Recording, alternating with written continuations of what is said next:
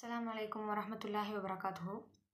இந்த குரானிய வாழ்வியல் கிளாஸில் முதல் 2 நாள் வகுப்பு நான் அட்டெண்ட் பண்ணியிருக்கிறேன். இந்த 2 நாள் வகுப்பில் முதல் நாள் வகுப்பில் நான் என்ன கற்றுக்கிட்டேன் அப்படிங்கிறத ஒரு சிறிய தொகுப்பாக தான் இந்த வீடியோவில் நான் சொல்ல போகிறேன். இந்த குரான் கிளாஸுக்கு ஜாயின் பண்ணுறதுக்கு முன்னாடி என்னோடய மனநிலை எப்படி இருந்துச்சு அப்படின்னா, ஓகே குரான் காலேஜ் அப்படின்னா குரானில் சொல்ல விஷயங்களை நமக்கு சொல்லித்தர போகிறாங்க. ஓகே குரானிய வாழ்வியல் கல்வி அப்படின்னா குரானில் உள்ள விஷயங்கள் எல்லாத்தையும் தொகுத்தெடுத்து குரான் நம்மளை இப்படி தான் வாழ சொல்லியிருக்கு அப்படிங்கிறது ஒரு தொகுப்பாக நம்மக்கிட்ட சொல்ல போகிறாங்க.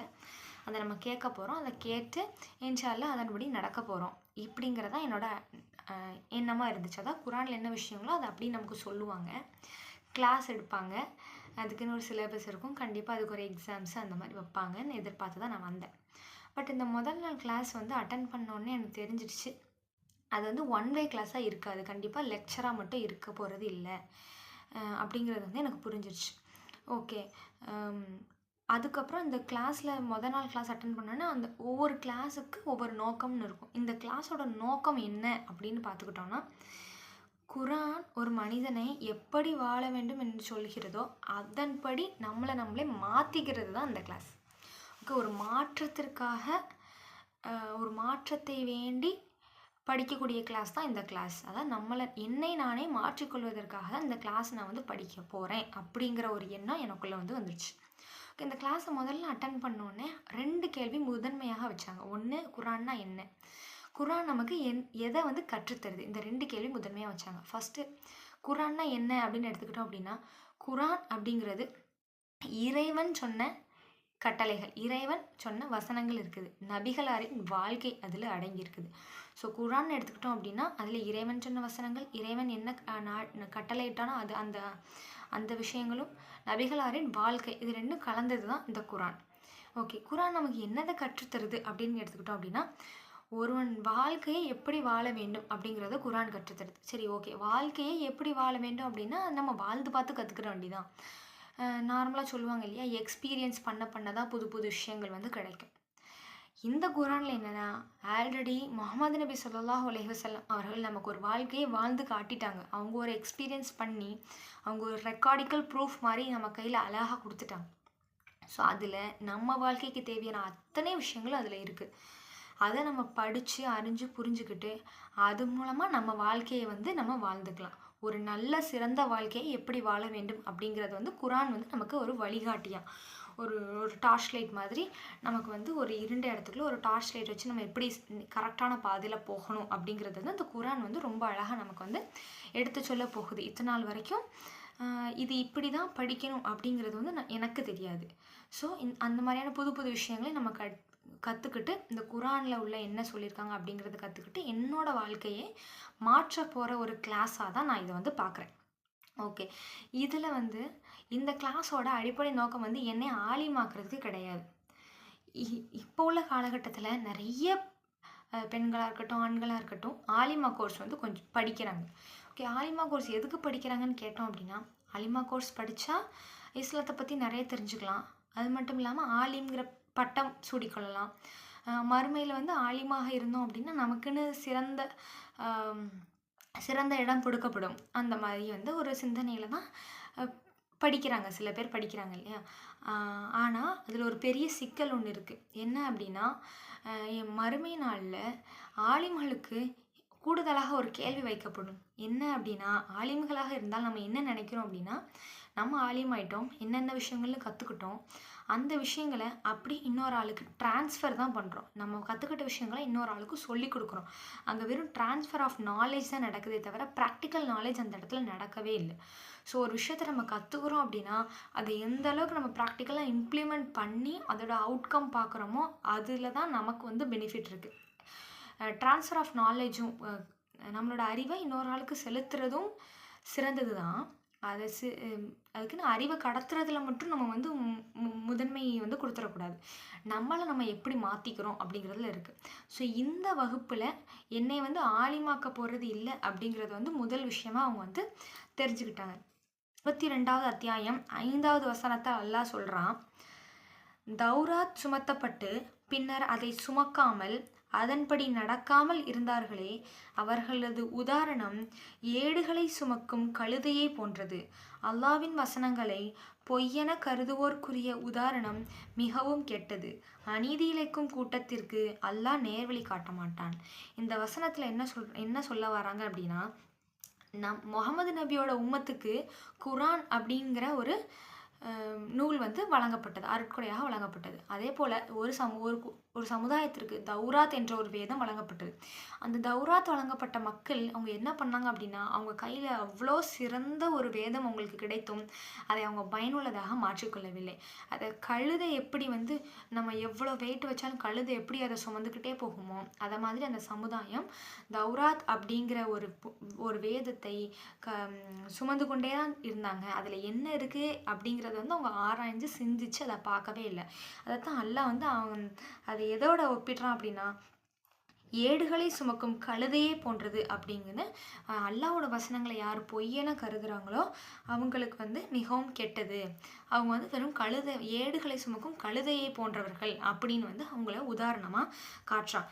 இந்த வசனத்து மூலமாக நான் என்னோட வாழ்க்கையில் எப்படி நான் அப்ளை பண்ண போகிறேன் அப்படின்னா, அல்லாஹ் ஆல்ரெடி சொல்லிட்டான்,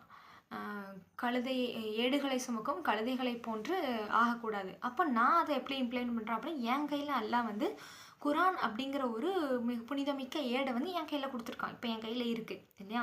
ஸோ அந்த ஏடை நானும் ஒரு கழுதையாக மாதிரி சுமக்க போகிறேன்னா, இல்லை அதில் என்ன இருக்குது ஏது இருக்குன்னு தெரிஞ்சு நான் அதை விளங்கிக்கிட்டு அது கொண்டு நடக்க போகிறேனா அப்படிங்கிறத வந்து நான் சிந்திச்சு செயல்படணும் அப்படிங்கிறது இந்த வசனம் மூலமாக தெரிஞ்சுக்கிறேன். அடுத்த 2வது அத்தியாயம் 44வது வசனத்தில் அல்லாஹ் என்ன சொல்கிறான் அப்படின்னா, வேதத்தை படித்து கொண்டே உங்களை மறந்துவிட்டு மக்களுக்கு நன்மையை ஏவுகிறீர்களா? நீங்கள் சிந்திக்க வேண்டாமா? இது நான் முன்னாடி சொன்னது போல தான், இந்த கிளாஸ் வந்து ஒருத்தரை வந்து ஆலிமா ஆக்கணும் அப்படிங்கிறது வந்து இந்த கிளாஸோட நோக்கம் கிடையாது.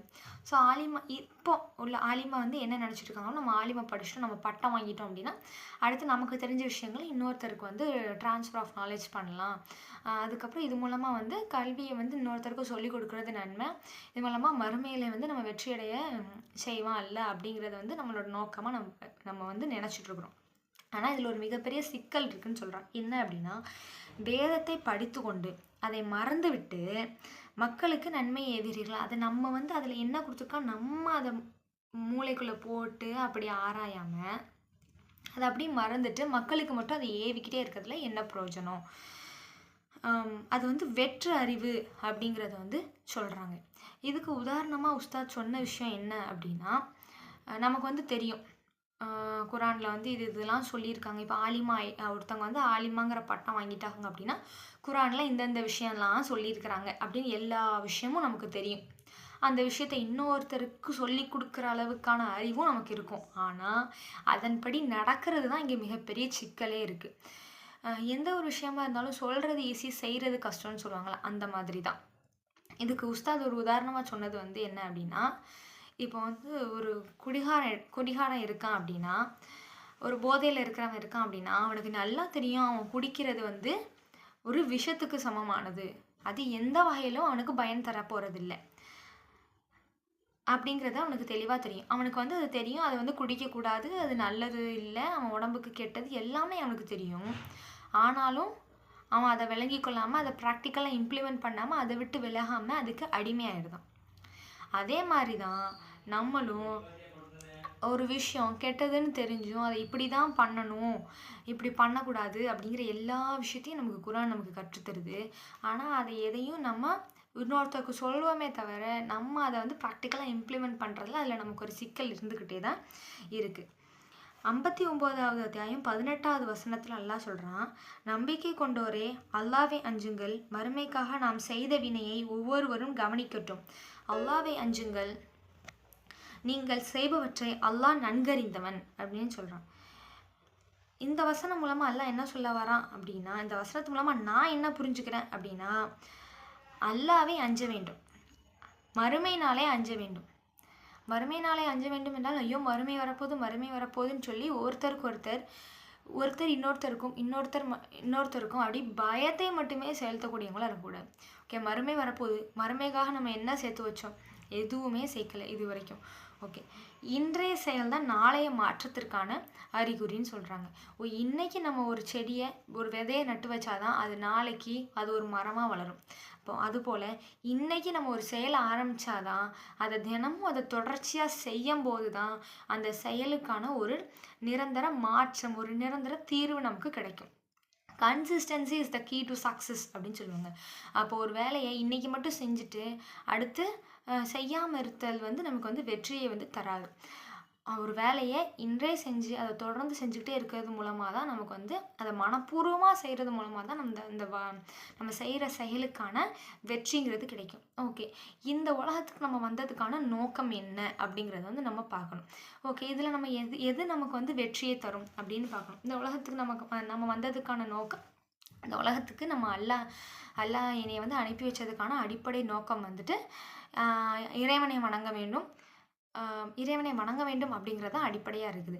ஸோ அதுக்காக நான் என்ன பண்ணிகிட்ருக்கிறேன், நன்மையை பெருக்கிக் கொள்வதில் நான் என்ன விஷயங்களை நான் செஞ்சிட்ருக்கிறேன், அதில் நான் என்ன மாற்றத்தை நான் கொண்டுட்டு வரணும், அதில் நான் சரியாக செய்கிறேன்னா அப்படின்னு என்னோட செயல்களையே ஆராய்ஞ்சு என்னோட வாழ்க்கை முறையை மாற்றி என்னுடைய மறுமை வாழ்விற்காக எப்படி நான் உழைக்க வேண்டும் அப்படின்னு இன்றிலிருந்தே நான் முயற்சி எடுத்தால் மட்டுமே இன்ஷா அல்லாஹ் மறுமையில் அல்லாஹ் என்னை வெற்றியடச் செய்வான் என்பதை நான் இந்த முதல் நாள் வகுப்பில் கற்றுக்கிட்டு அதன்படி இன்ஷா அல்லாஹ் நடந்துக்கணும் அப்படிங்கிறதையும் நான் தெரிஞ்சுக்கிட்டேன். அஸ்ஸலாமு அலைக்கும் வரஹ்மத்துல்லாஹி வபரகாத்துஹு.